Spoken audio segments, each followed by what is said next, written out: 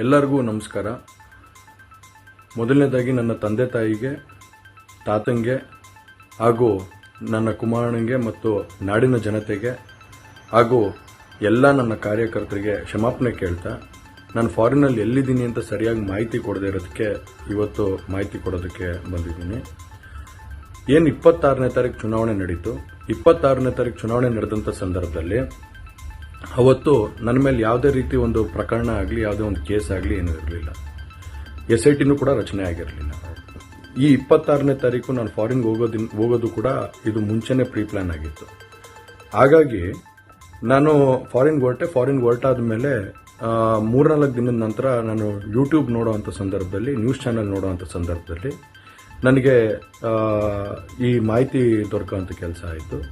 ಮಾಹಿತಿ ದೊರಕಿದ ಮೇಲೆ ನಂತರ SITನೂ ಕೂಡ ಏನು ಒಂದು ನೋಟಿಸ್ ಕೊಡೋವಂಥ ಕೆಲಸ ಮಾಡಿತು. ಆ SIT ನೋಟಿಸ್ಗೂ ಕೂಡ ನಾನು ಎಕ್ಸ್ ಖಾತೆ ಮುಖಾಂತರ ಮತ್ತು ನನ್ನ ಲಾಯರ್ ಮುಖಾಂತರ ನಾನು 7 ದಿನ ಸಮಯ ಅವಕಾಶ ಕೇಳಿದ್ದೆ.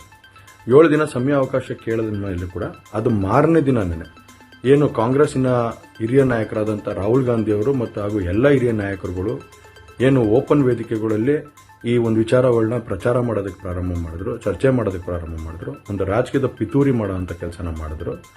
ಇದೆಲ್ಲ ನೋಡಿದಂಥ ಸಂದರ್ಭದಲ್ಲಿ ನಾನು ಡಿಪ್ರೆಷನ್ಗೆ ಹೋಗುವಂಥ ಕೆಲಸ ಆಯಿತು, ಐಸೋಲೇಷನ್ಗೆ ಹೋಗುವಂಥ ಕೆಲಸ ಮಾಡಿಕೊಂಡೆ. ಹಾಗಾಗಿ ನಾನು ಮೊದಲನೇದಾಗಿ ನಿಮ್ಮೆಲ್ಲರನ್ನೂ ಕ್ಷಮಾಪಣೆ ಕೇಳಿದೆ, ದಯವಿಟ್ಟು ಕ್ಷಮಿಸಿ ಅಂತ ಕೇಳಿದೆ. ಅದಾದ ನಂತರ ಹಾಸನಲ್ಲೂ ಕೂಡ ಕೆಲವು ಶಕ್ತಿಗಳು ಎಲ್ಲ ಒಟ್ಟಿಗೆ ಸೇರಿಕೊಂಡು ಇವತ್ತು ನನ್ನ ಮೇಲೆ ರಾಜಕೀಯದ ಒಂದು ಪಿತೂರಿ ಮಾಡೋವಂಥ ಕೆಲಸ ಮಾಡೋವಂಥದ್ದು ಇರ್ಬೋದು. ರಾಜಕೀಯವಾಗಿ ನಾನು ಏನು ಬೆಳೀತಾ ಇದ್ದೀನಿ, ನನ್ನ ಕುಗ್ಗಿಸ್ಬೇಕು ಅನ್ನೋ ಒಂದು ರೀತಿಯಲ್ಲಿ ಇವತ್ತು ಏನೇನೋ ಒಂದು ಪ್ರಕರಣಗಳಲ್ಲಿ ಅವರು ಎಲ್ಲರೂ ಕೂಡ ಒಂದು ಭಾಗಿಯಾಗುವಂಥ ಕೆಲಸಗಳನ್ನ ಮಾಡಿಕೊಂಡ್ರು. ಹಾಗಾಗಿ ಇವನ್ನೆಲ್ಲ ನೋಡಿದಂಥ ಸಂದರ್ಭದಲ್ಲಿ ಇದ್ದಿದ್ದು ಇನ್ನೂ ಒಂದು ಆಘಾತ ಆಗೋಂಥ ಕೆಲಸ ಆಗಿ ನಾನೇ ಒಂಚೂರು ದೂರ ಇದ್ದೆ. ಹಾಗಾಗಿ ಯಾರು ಕೂಡ ಇದ್ರ ಬಗ್ಗೆ ತಪ್ಪು ತಿಳಿಯೋದು ಬೇಡ. ನಾನೇ ಖುದ್ದಾಗಿ ಶುಕ್ರವಾರ ಏನು 31ನೇ ತಾರೀಕು 10 ಗಂಟೆಗೆ SIT ಮುಖಾಂತರ SIT ಮುಂದೆ ಬಂದು ನಾನು ಸಂಪೂರ್ಣ ಈ ಇನ್ವೆಸ್ಟಿಗೇಷನ್ಗೆ ಸಹಕಾರ ಕೊಡೋ ಮುಖಾಂತರ ನಾನು ಇದಕ್ಕೆ ಸರಿಯಾದ ರೀತಿಯಲ್ಲಿ ಉತ್ತರ ಕೊಡೋಂಥ ಕೆಲಸನ ಮಾಡ್ತೀನಿ. ಹಾಗೆ ನ್ಯಾಯಾಲಯದ ಮೇಲೆ ನನಗೆ ನಂಬಿಕೆ ಇದೆ.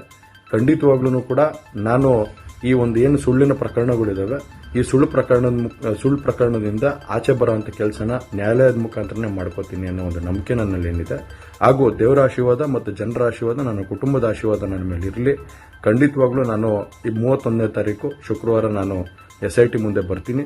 ಬಂದ ನಂತರ ನಾನು ಇದಕ್ಕೆಲ್ಲದಕ್ಕೂ ಕೂಡ ಇದಕ್ಕೆ ತಲೆ ಎಳೆಯುವಂಥ ಕೆಲಸನ ಮಾಡ್ತೀನಿ. ನನ್ನ ಮೇಲೆ ನಂಬಿಕೆ ಇರಲಿ ಅಂತ ಹೇಳಿ ನಿಮ್ಮನ್ನೆಲ್ಲರನ್ನೂ ಕೋರ್ತಾ ನಾನು ಧನ್ಯವಾದ ಹೇಳಕ್ಕೆ ಇಷ್ಟಪಡ್ತೀನಿ. ಧನ್ಯವಾದ.